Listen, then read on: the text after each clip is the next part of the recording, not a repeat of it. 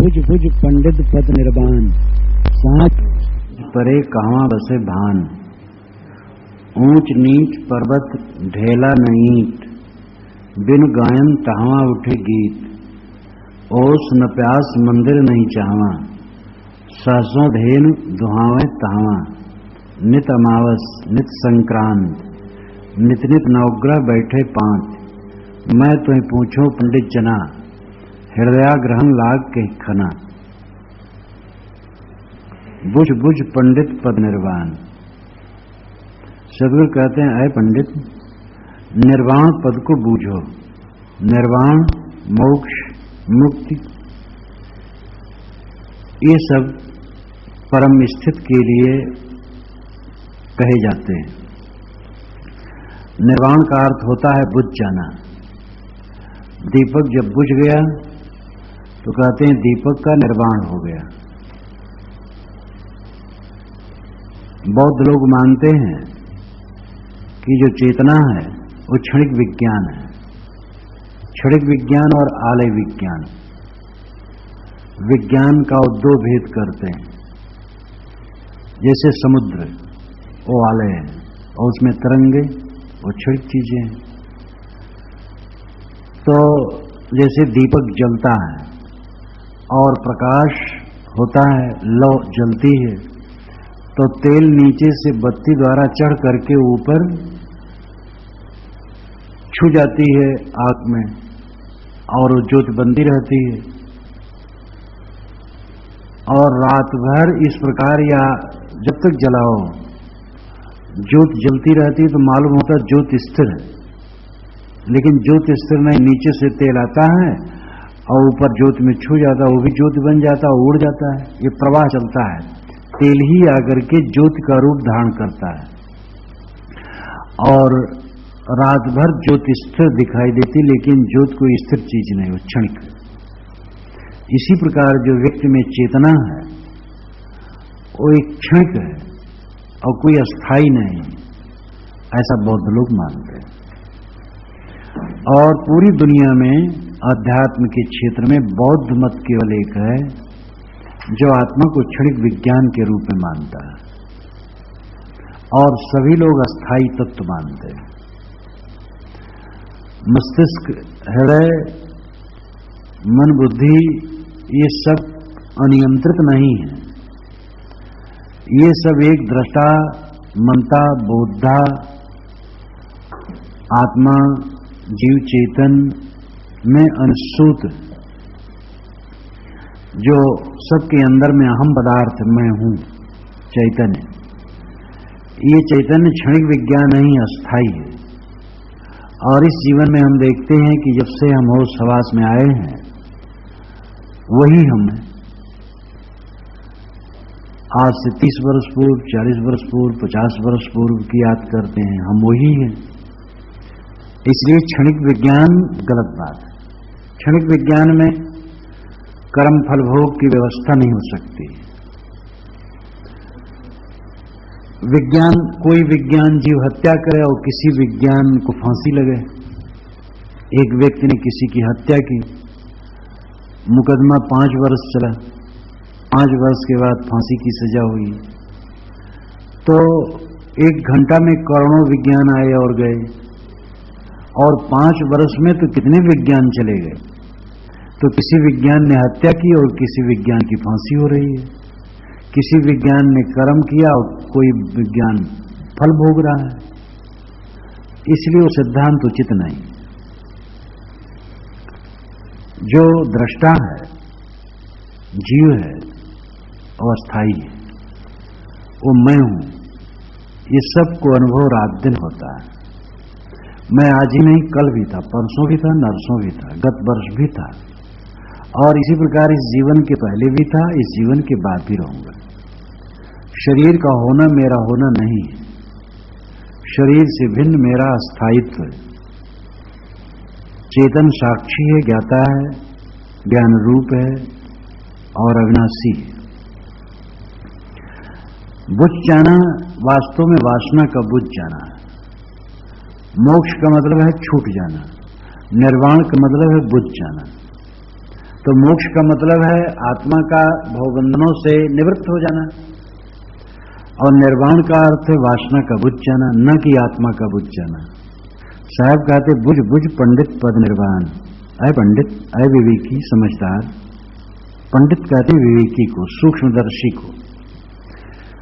अविवेकवानों समझो, निर्वाण पद को समझो। निर्वाण जहां वासनाएं बुझ जाती है, ध्यान भी यही है, वासना का बुझ जाना। ध्यान में प्रयास यही होता है कि वासना बुझ जाए, और साधन एक रस चलता है तो ये बहुत बढ़िया हो जाता है। जो जैसे कि खाने पीने में संयम जो करते हैं, ज्यादा खा लेते हैं, ध्यान में उनको आनंद नहीं आ सकता, नींद आएगी अलग और आनंद ही नहीं आएगा, चित्त एकाग्र नहीं होगा। और चित्त रजोगुण में डूबा है, चंचल है, तो भी वो स्थिर नहीं होगा। जब धीरे धीरे वासना क्षीण हो जाती है, रजोगुण शांत हो जाता है, आहार विहार का संयम और सब बातें ठीक ठाक, ध्यान में फिर ध्यान से बड़ा आनंद तो दुनिया में कुछ है ही नहीं। जहां सबकी निवृत्ति है और अपना आप अकेला है, क्या पूछना, उससे बड़ा आनंद और क्या होगा। तो निर्वाण होना, बुझ जाना, वासना का बुझ जाना निर्वाण है। साहब कहते हैं कि ऐ पंडित बूझो निर्वाण पद को, पद नाम स्वरूप दशा, निर्वाण की दशा, मोक्ष की दशा, वासनाएं जब बुझ जाती हैं उसकी दशा, गुणातीत अवस्था की दशा समझो। सांझ परे कहाँ बसे भान। जब संध्या हो जाती है तो भान कहाँ बसता, सूरज कहाँ बसता है। पौराणिक कहते हैं इलावृत वर्ष है, जैसे भारत वर्ष ये है, तैसे इलावृत एक वर्ष है, यानी भूभाग का क्षेत्र है। वहां पर सुमेरु पर्वत है जो सोने का है, पूरा सोने का है, और 1,00,000 योजन ऊंचा, 1,00,000 योजन ऊंचा है, यानी करीब करीब 12 लाख किलोमीटर से ज्यादा। और पूरा भूमंडल वैज्ञानिक बतलाते हैं 25,000 मील के घेरे में। अगर 25,000 मील लंबी रस्सी हो तो पूरी पृथ्वी लपेट के बांधती है। आजकल तो ये सब काफी सब सच है, शोध लिया गया है। तो पौराणिक लोग अपना कह दिए हैं 1,00,000 योजन, 1,00,000 योजन करीब 12 लाख किलोमीटर से अधिक ऊंचा है, सोने का है। उसी के आड़ में सूरज छिप जाता है तो संध्या हो जाती है। भान, शायद भान कहते हैं, क्षणिक विज्ञान नहीं कहते, भान। बौद्ध लोग दीपक की ज्योत का उदाहरण देते हैं निर्वाण के लिए, कि निर्वाण दीपक बुझ गया। साहब कहते दीपक की ज्योत नहीं तो सूरज है, वो बुझने वाला नहीं। ये जीव, ये चेतन, ये आत्मा सूर्यवत अखंड प्रकाश स्वरूप है।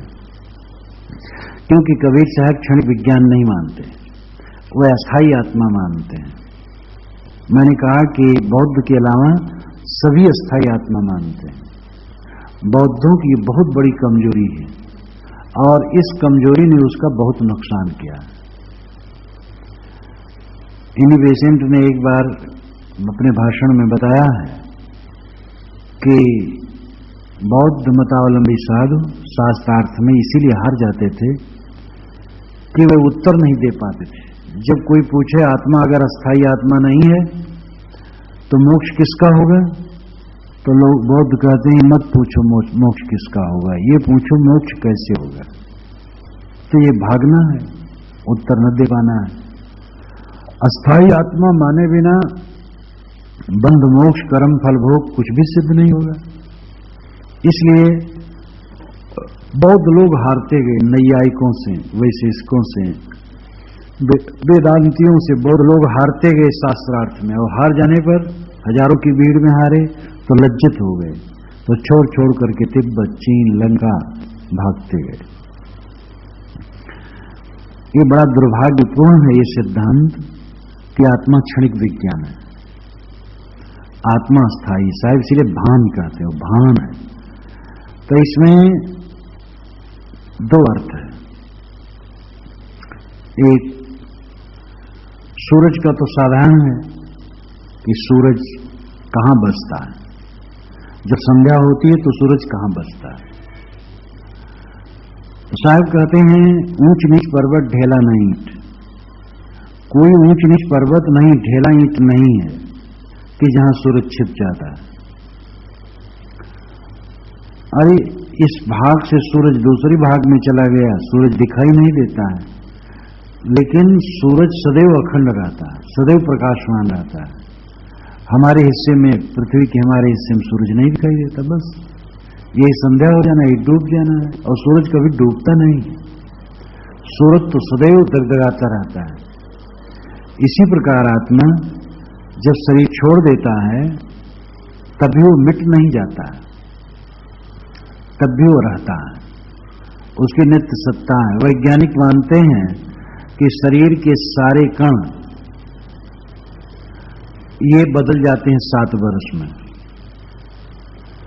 शरीर का प्रवाह चलता है लेकिन कण बदल जाते हैं।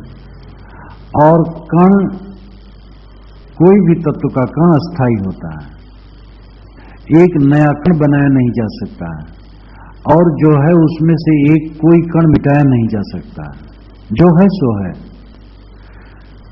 जब भौतिक पदार्थ नित्य है तो चेतन क्यों नहीं नित्य है? चेतन साक्षी है, ज्ञाता है, ज्ञान स्वरूप है, और वो सूरज के डूब जाने के समान मृत्यु में या समाधि में डूबा हुआ लगता है संज्ञाहीन हो गया, लेकिन वो मिट नहीं गया। सूरज डूब गया, डूबा तो कुछ भी नहीं, केवल आड़ा हो गया, हम उसको देख नहीं रहे। ऐसे सुसुप्ति अवस्था में आत्मा कोई मर नहीं गया। सुसुप्ति अवस्था में जब जागना होता है, कोई नींद लेता है और 4 बजे गाड़ी पकड़नी है, तो मनुष्य सोचता है जब सोने के लिए, तो सोचता है कि हमें 3 बजे उठ जाना है, और वो 3 बजे पहले नींद खुल जाती है। मैं तो कई बार ऐसा देखा कि घड़ी में अलार्म लगाया और ये हुआ कि इतने समय घंटी बज जाए और जिससे उठ जाऊं, तो उसके आधा घंटा पहले उठ गए। तो ये जो चेतन है सोता है तब भी मानो जागता है, सो जाने में वो मर नहीं जाता है, और मृत्यु हो जाने में भी मर नहीं जाता है। मृत्यु होना क्या, शरीर छूट गया। मोक्ष में भी वो मिट नहीं जाता है, मोक्ष में भी प्रकृति के बंधनों से निवृत्त हो गया, बस। तो साहब कहते सांझ परे कहवां बसे वाहन। समाधि में जीव कहां फिर रहता है, मौत हो जाने पर कहां रहता है, मोक्ष में कहां रहता है, इस पर विचार करो। यहां खास मोक्ष के विषय में, समाधि में और विदेह मोक्ष में जीव कहां रहता है। ऊंच नीच पर्वत ढेला नहीं ईंट। साहब कहते कोई ऊंच नीच पर्वत नहीं है, ढेला ईंट नहीं है जहां पर आत्मा छिप जाए समाधि में। समाधि में वृत्तलीन हो गई, आत्मा स्वयं है, स्वयं साक्षी स्वरूप है, वृत्त शांत है। और विदेह मोक्ष में भी सारी वासनाएं निवृत्त हो गई, शरीर भी निवृत्त हो गया, तो सत्ता थोड़े नष्ट हो जाएगी, सत्ता नित्य है, आत्मा नित्य है, मोक्ष हो गया उसका।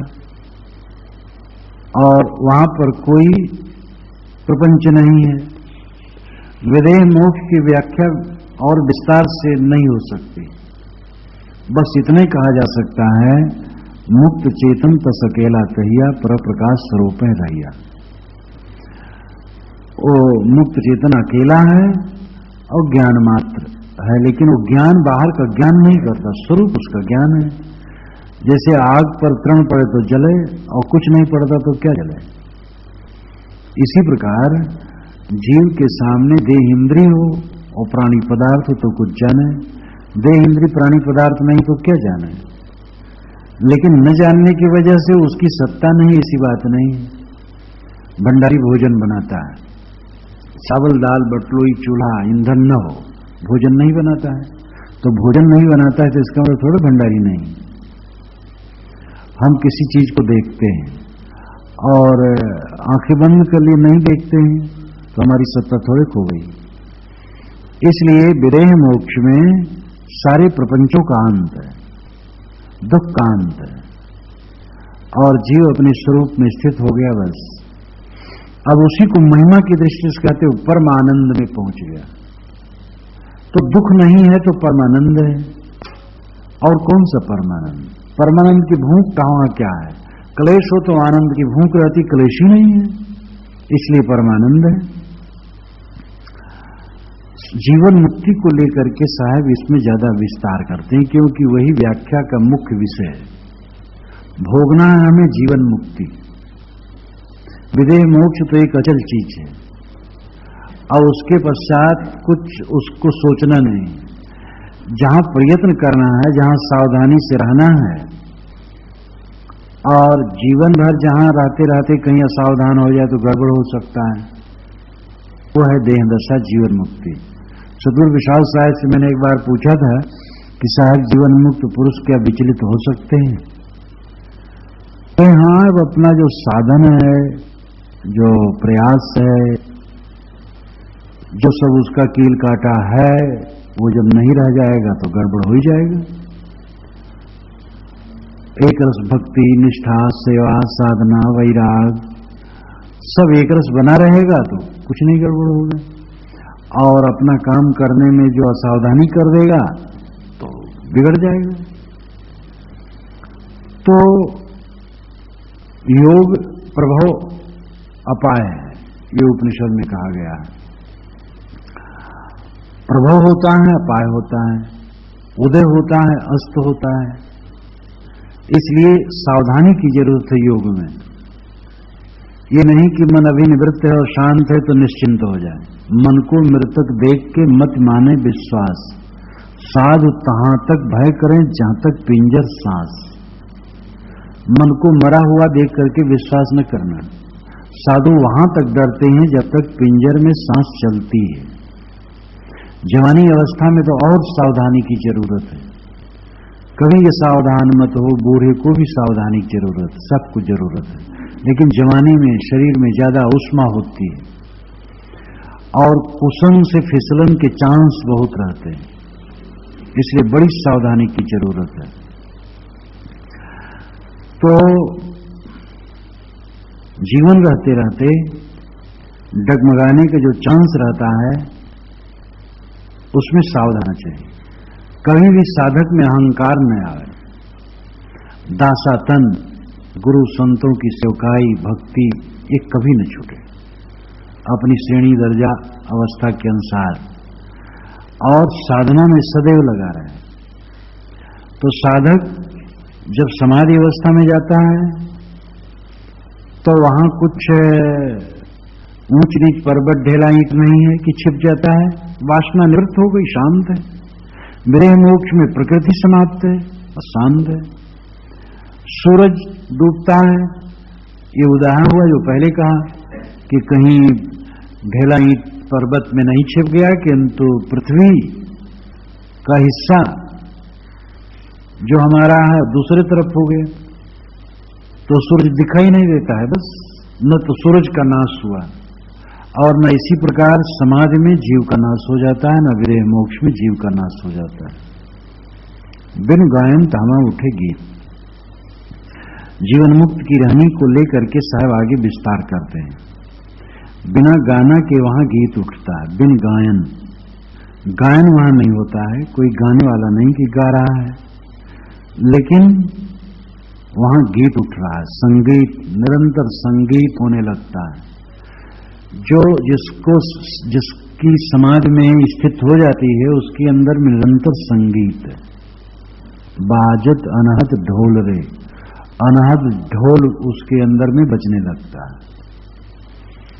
अनहद ढोल, अनहद नाद, एक तो नसों की झनकार है, वो वास्तव में अनहद नाद नहीं है। अनाहत नाद है अंतरात्मा की आवाज। अंतरात्मा की आवाज ही सच्चा अनाहत नाद है। कसाई को अपना नाद नहीं सुनाई देता है अहिंसा के विषय में।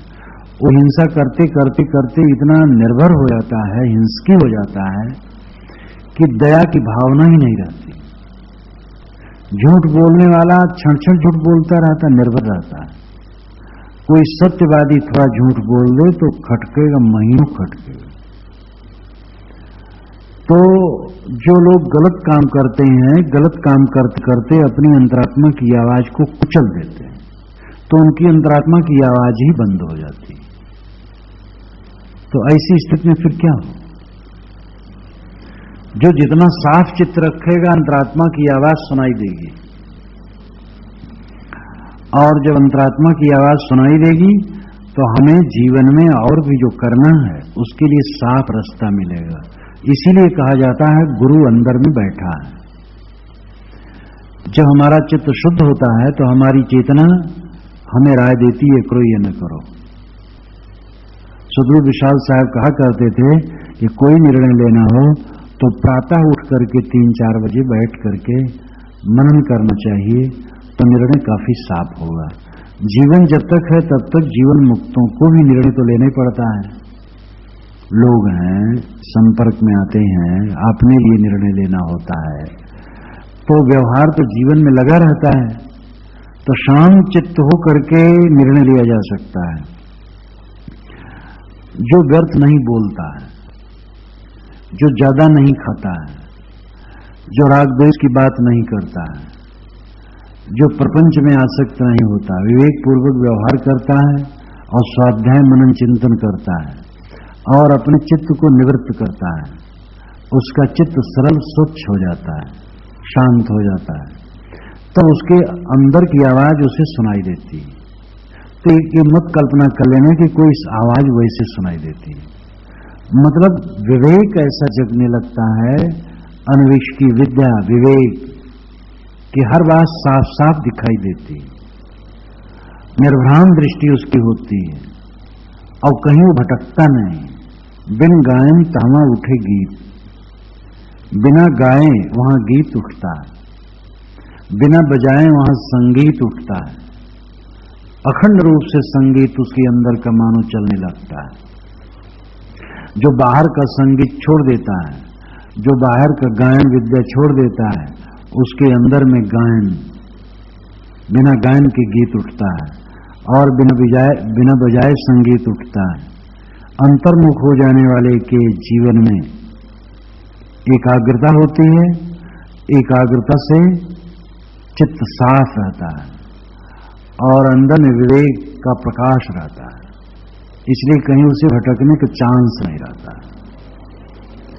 ओस न प्यास मंदिर नहीं चाहवा, वहां पानी के नाम पर ओस भी नहीं और प्यास भी नहीं। प्यास ही नहीं, पानी की जरूरतें नहीं है। ओस संसार के भोग, प्यास तृष्णा। न वहां भोग है न भोग की तृष्णा। जहां पर इच्छा निवृत्त हो गई तो भोग की तृष्णा क्या रहेगी? भोग की तृष्णा का अंत ही तो जीवन का फल है। मनुष्य की दरिद्रता क्या है? मनुष्य की दरिद्रता है तृष्णा, इच्छा। इच्छा और तृष्णा बुझ जाए तो महासंपन्न, महाधनी है। तो न वहां ओस है न प्यास है। पानी के नाम पर ओस भी नहीं है और उसकी प्यास भी नहीं है, यानी न भोग है न भोग की तृष्णा। भोग की पूरी निवृत्त है। मंदिर नहीं चाहा, वहां कोई मंदिर नहीं बस बना हुआ है ईंट पत्थर का, लेकिन वो ऐसा मंदिर है जो अटूट है। बाहर का मंदिर टूट जाता है। मंदिर कोई बनता है तो उसमें रासायनिक प्रक्रिया होने लगती है बिगड़ने की, और बिगड़ते बिगड़ते वो जीर्ण होकर के मंदिर टूट के गिर जाता है एक दिन। लेकिन जो समाधि का मंदिर है वो टूटने वाला नहीं है। जो समाधि के मंदिर में पहुंच जाता है वो अखंड मंदिर में पहुंच जाता है। तो साहब कहते हैं वहां लोहा लक्कड़ का तो मंदिर नहीं है, लेकिन अस्थाई मंदिर है, परम मंदिर है। सासों धेन दुहावें तावा, वहां हजारों गायें दुही जाती हैं। ये मत समझ लेना वो अकिंचन है तो गरीब हो गया, वो बहुत संपन्न हो जाता है। जो सब छोड़ देता है वो बहुत धनी हो जाता है। हजारों गायें जिसके दुही जाएं, बहुत धनी आदमी। पहले तो गोधन ही मुख्य धन था। गोधन, गजधन, बाजधन और रतन धन खान, सब आवे संतोष धन, सब धन धोर समान। तो उसमें सद्गुरु ने गोधन पहले कहा है। गायों का आदान प्रदान पहले होता था, गाय ही संपत्ति थी। जिसके पास हजारों गायें हों फिर क्या पूछना, माला माल है। साहब कहते हैं वो सबसे निवृत्त साधक, समाज में लीन साधक गरीब नहीं होता है, बहुत धनी होता है। हजारों गायें उसके दुही जाती। हजारों गाय दुही जाने का मतलब क्या है? जो हजारों वृत्तियां हैं वो आनंद वर्षणी हो जाती। वृत्ति ही गाय है। जो जीवन मुक्त पुरुष है, जो समाज लाभ प्राप्त पुरुष है, जो समाज लीन पुरुष है, तो उसकी जो हजारों वृत्तियां हैं वो आनंद वर्षणी, दूध वर्षाती, अमृत वर्षाती। व्रत तो उसकी भी होती है, क्योंकि निर्विकल्प समाज में, संकल्पहीन समाज में तो साधक थोड़े समय रहता है। जितने समय रहा वहां वृत्ति नहीं रही, शांत रहा। लेकिन बाकी काम धाम करते समय, खाते पीते, उठते बैठते, चलते समय तो वृत्ति रहती है। तो हजारों वृत्तियां रहती हैं। ये हजारों वृत्तियां आनंद वर्षणी होती, दूध वर्षाती, अमृत वर्षाती। क्योंकि उसके चित्त में कोई क्लेश नहीं, कोई राग द्वेष नहीं, कोई ममता वैर नहीं, तनाव किसी से नहीं। जहां चार आदमी होते हैं तो कुछ लोग ज्यादा अनुकूल होते हैं, कुछ लोग कम अनुकूल होते हैं, कुछ लोग ज्यादा गतिशील होते हैं, कुछ लोग कम गतिशील होते हैं, कुछ लोग बहुत परिश्रमी होते हैं, कुछ लोग कम होते हैं, कुछ लोग कहते ही आज्ञा तुरंत मान लेते हैं, कुछ लोग सोचने लगते हैं कि क्यों यह काम करना चाहिए। लेकिन जिसका परिपक्व विचार है वो किसी में विषमता नहीं मानता है। कुछ स्वभाव का अंतर है, स्वभाव का अंतर है, सबसे प्रेम से निपटना चाहिए। किसी को मैंने कहा ये काम करना, झट से उठ पड़ा, कोई उठा नहीं, सोच रहा है साहब क्यों कह रहे हैं, ये काम न किया जाता तो अच्छा होता, और उसका विचार है। जो उठ पड़ा उसके प्रति हम ममता न कर लें, जो अभी नहीं उठा उसके लिए घृणा न कर लें। अगर वो काम ठीक होगा तो वो भी उठेगा, वो भी करेगा। और हो सकता है जो उठ पड़ा उतना न कर पाए, और जो नहीं उठा पीछे से उठे ज्यादा कर ले। इसलिए व्यवहार में जहां चार लोग हैं वहां ऊंच नीच संस्कार होते ही। विवेकवान उसमें सब में समता रखता है। और क्योंकि जो मैंने कहा यहां गायन, बिन गायन तहाँ उठे गीत, वो यही है कि विवेक का प्रकाश रहता है, आत्मा की आवाज उसको सुनाई देती है, ज्ञान का स्वर सुनाई देता है। मतलब वो अंदर से विवेकी होता है, सारी बातों को साफ साफ समझता है। इसलिए क्षणिक वृत्ति वाला नहीं होता है, अनुकूलता में रिझ गए, प्रतिकूलता में नाखुश हो गए। आज जो बहुत ज्यादा काम करता है कल कम कर सकता है, आज जो कम करता हो आगे ज्यादा कर सकता है। तो इसलिए ये तो काम धाम कम ज्यादा करना, बात मानना कम मानना, विवेक होगा तो सब मानेंगे और सब ठीक रहेगा। जहां बिल्कुल उल्टे कोई हो जाता है तो उल्टा आदमी तो कहीं रह ही नहीं सकता है। समाज में कोई उल्टा आदमी आ जाए कब तक रहेगा? वो प्रकृति उसको निष्कासित कर देगी। वही रहेंगे जो सीधे रहें, और सीधे में उत्तम मध्यम कनिष्ठ होते हैं, वो सब निपटता है। विवेकवान किसी बात को लेकर के अपने चित्त को क्षुब्ध नहीं करता। इसलिए सहसोधेन दुहावेता, हजारों गायें मानो वहां दुही जाती हैं, यानी उसकी वृत्तियां मानो दूध बरसाती, अमृत बरसाती, मधुवातारिताए थे, मधु छरंग सिंधवा माधुर्न संतोषधि ही। ये ऋग्वेद का एक गायत्री मंत्र है।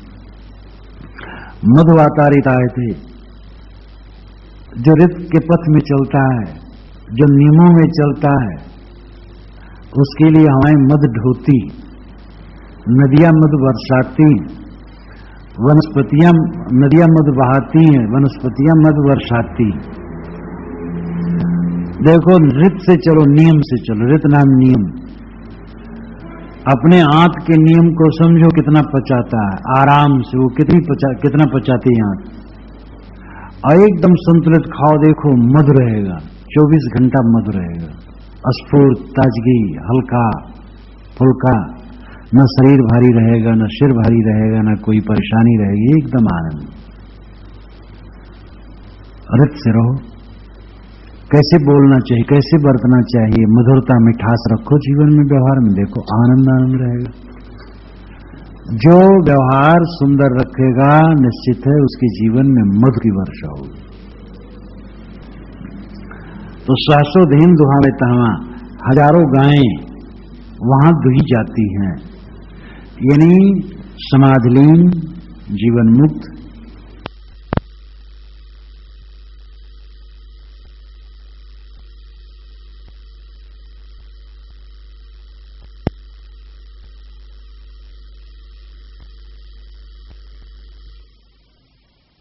वो आनंद वर्षणी होती है, दुग्ध वर्षणी, आनंद वर्षणी, अमृत वर्षणी होती है, अमृत वर्षाती है। उसका चित्त सदैव शांत रहता है, बसे आनंद अटारी। नित अमावस नित संक्रांत, नित नित नवग्रह बैठे पांति। अमावस और संक्रांत ये पर्व के दिन होते हैं, जिसमें कि अमावस तो और पर्व माना जाता है, संक्रांत भी, मकर संक्रांति इत्यादि ज्यादा पर्व का दिन है। साहब कहते हैं अमावस तो केवल 12 ही साल भर में हो पाता है, एक महीने में एक अमावस। लेकिन यहां तो निरंतर अमावस है। अमावस, अमावस, दो पदों को मिलाकर के अमावस शब्द बना है, अमावस। अमा नाम सात, वस नाम बसना, साथ साथ बसना अमावस। चांद और सूरज दोनों साथ साथ रहते हैं अमावस के दिन। अमावस्या को देख लो, सूरज उगेगा और वहीं चांद उगेगा और दोनों साथ साथ चलेंगे। तो चांद और सूरज करोड़ों कोस की दूरी पर है एक दूसरे से, लगता है साथ साथ है, लेकिन वो एक दूसरे से करोड़ों कोस की दूरी पर है, फिर भी साथ साथ लगते हैं और इसीलिए अमावस्या होती है। सूरज के ग्रह में चंद्रमा चला जाता है, इसीलिए अमावस्या हो जाती है। तो नित अमावस। अब अमावस का दिन एक महीने में एक बार और पूरे साल भर में 12 बार। लेकिन साहब कहते हैं निरंतर अमावस है। अमावस पर्व का दिन है, उत्साह का दिन है। अमावस को पुरोहित लोग घर घर जाते हैं, लोग कुछ छुए रहते हैं, सीधा उधा रखे रहते, पैसा रखे रहते हैं, उनको देते हैं, पर्व का दिन मानते हैं। तो साहब कहते हैं वहां तो महीने में एक अमावस होता है, लेकिन साधक के चित्त में निरंतर अमावस है। सूरज ज्ञान का प्रतीक है और चंद्रमा मन का।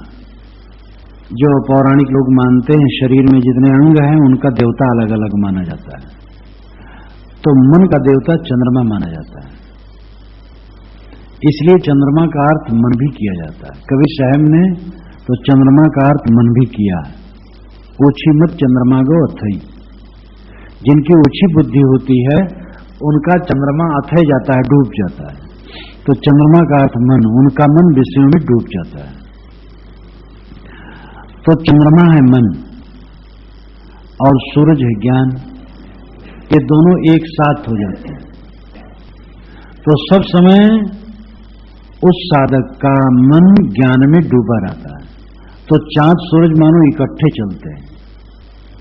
चांद सूरज एक घर में आ गए, वही अमावस से। अमावस को ही अमावस्या कहा जाता है। अमावस्या, अमावस को अमावस्या कहते हैं। अमावस शुद्ध शब्द लगता है। तो चांद और सूरज एक घर में हो गए, एक साथ चलने लगे तो अमावस हो गया, और महीने में केवल एक बार हुआ। लेकिन साधक के जीवन में हर समय अमावस है, क्योंकि ज्ञान और मन एक साथ हर समय उसका है। उसका मन हरदम ज्ञान में डूबा है, इसलिए अमावस है, नित अमावस। नित संक्रांत, संक्रांत कहते हैं एक घर से दूसरे घर में जाना। जैसे एक कमरा है और इस कमरे से उस कमरे में जाए तो ये संक्रांति। संक्रमण, गमन, एक जगह से दूसरी जगह जाना संक्रमण है। तो संक्रांति भी समय समय से संक्रांत होती है। साहब कहते हैं हमारे घट में निरंतर संक्रांति। साधक निरंतर दृश्य को छोड़ करके अपने दृष्टा स्वरूप में आता है, क्योंकि जब तक जीवन है ऐसा तो नहीं है कि अपने दृष्टा स्वरूप में स्थित हो जाए, बस स्थित है। संसार सामने है, तो संसार सामने है और बना रहता है, इसलिए संसार से लौट लौट कर अपने स्वरूप में स्थित साधक सब समय होता है। तो निरंतर संक्रांति कितना बढ़िया पर्व है। जो साधक है वो हरदम पर्व में रहता, उत्साह में रहता है। उत्सव, होली आती है, दिवाली आती है, दशहरा आता है, और भी त्योहार आते हैं तो कितना उत्साह होता है। बच्चों को तो क्या पूछना, बचपना से होकर के सभी गुजरते हैं। मुझे अपना अनुभव है कि बचपना में जब होली दिवाली आवे, कोई पर्व का दिन आवे, कोई मेला का दिन आवे, जो उत्साह हो क्या पूछना। सुबह नींद खुलते ही लगे स्वर्ग मिल गया, आज चलना है, मेला में चलना है, त्योहार तिथि मनाना है। लेकिन साहब कहते हैं यहां तो निरंतर संक्रांति, हरदम उत्सव है, हरदम पर्व का दिन है। जाके 12 मास बसंत हो, ताकि परमार्थ बूझे बिरला कोई। साधु के लिए 12 मास बसंत है। साधु का मतलब खाली वेश नहीं, वेश तो बहुत ऊपर ऊपर है, इसलिए वेश के लिए किसी को लालायित नहीं रहना चाहिए। बिना वेश के जीवन भर रहना हो कुछ हर्ज नहीं, साधना करना। तो नित अमावस नित संक्रांति, यहां रोज रोज संक्रांति है। रोज रोज दृश्य को छोड़ छोड़कर दृष्टा स्वरूप में स्थित। नित नित नवग्रह बैठे 5, आकाश में जो नवग्रह हैं, सूर्य, चंद्र, मंगल, बुध, गुरु, शुक्र, शनि, राहु इत्यादि, तो एक पंक्ति में आकर के नहीं बैठ सकते हैं, वे सब एक दूसरे से करोड़ों कोस दूर हैं। लेकिन हमारे अंदर में जो नवग्रह हैं वो एक पंक्ति में रोज बैठते हैं। 5 ज्ञानेंद्रिय, चतुष्टय अंतःकरण, ये नवग्रह। ग्रह कहते हैं जो पकड़ ले, तो ये तो पकड़ते हैं आंख, नाक, कान, जीभ, चाम, 5 ज्ञानेंद्रियां, मन, बुद्धि, चित्त, अहंकार, यही तो हमें पकड़ते हैं, ये नवग्रह है। तो साहब कहते हैं एक पंक्ति में आके बैठ जाते हैं साधक के जीवन में। एक पंक्ति में बैठ जाए मतलब सब चुपचाप ठीक ठाक हो जाते हैं। जब राजा पकड़वाता है चोरों को तो एक पंक्ति में बैठा देता है, बैठे रहते हैं। बचपन में मैंने देखा था, अंग्रेज गवर्नमेंट का जमाना था, तो अंग्रेज अफसर बड़े बड़े आए थे, पड़ाव पड़ा था, और बाग में ठंडी का महीना था, बड़ा बड़ा कौड़ा जलता था, धूनी। 3 बदमाश पकड़ करके लाए गए, और कई काम थे उनके। 3 बदमाश पकड़ करके लाए गए थे। तो एक तो कोई 50-55 वर्ष का है, तो मुस्कुराता रहे, और थानेदार उसको एक डंडा मार दिया करे तब भी मुस्कुराता रहे। 2 नौजवान रहे, वो एक रोते रहे, वो अभी सीख रहे होंगे, कच्चे रहे। साधकों में भी जो कच्चे होते हैं तो पुचर पुचर मन करता रहता है, और जब पक जाते हैं तब दृढ़ हो जाते हैं। तो चाहे अच्छे में चाहे बुरे में, और वो चौरत में पक गया था जो बूढ़ा था, वो डंडा पड़े तो भी मुस्कुराता रहे, और जो जवान रहे वो रोते रहे। और ऐसे पंक्ति में बैठा दिए गए थे। अब ये होता था कि अफसर जब अंदर से निकलेगा तो कुछ न्याय देगा। अंग्रेज गवर्नमेंट के अंग्रेज अफसर थे उस समय। तो चोर बदमाश एक पंक्ति में बैठा दिए जाते हैं। साहब कहते जो नवग्रह है, जो हमें ग्रहण कर लेते हैं, पकड़ लेते हैं, इनको साधक एक लाइन में बैठा देता है, रोज बैठा देता, सब चुपचाप। न आंख चंचल होगी, न कान, न नाक, न जीभ, न चाम, ये कुछ चंचल नहीं होंगे, ये सब स्थिर हो जाएंगे। साधक के अंदर में सब पूरी विश्रांति और शांत रहती है। मतलब है कि ये सब उसके बस में हो जाते हैं। मैं तुम्हें पूछो पंडित जना हृदय ग्रहण लाग के खना। साहब कहते हैं पंडित मैं तुमसे पूछता हूं हृदय ग्रहण लाग के खना, खना नाम क्षण, खन क्षण, किस क्षण तुम्हें ग्रहण लगा? ग्रहण का मतलब हृदय में ग्रहण लगना, अविद्या से ढक जाना हृदय। ये अज्ञान कब लगा? तो कब लगा और कब लगता है, ये दो अर्थ किया जा सकता है। कब लगा का उत्तर कोई नहीं दे सकता है। व्याख्या भी मैंने लिखा है, कोई नहीं दे सकता, पारखी भी नहीं दे सकते। पारखी से पूछे बंधन कब लगा, कब बताएंगे? एक ही उत्तर सारे संसार के लोग देंगे कि अनादि काल से लगा है। बंधन कब पड़ा? पंडित ही बेचारा दोषी नहीं है। कभी साहब से भी हमें पूछा जाए साहब कब बंधन लगा, वो भी कहेंगे बच्चा अनाज से, और क्या कहेंगे? तो साहब कहता है पंडित बताओ बंधन कब लगा? तो पंडित ही नहीं पारखी भी उत्तर नहीं दे पाएंगे कब लगा। अनादि काल से, यही कहते बनाएंगे।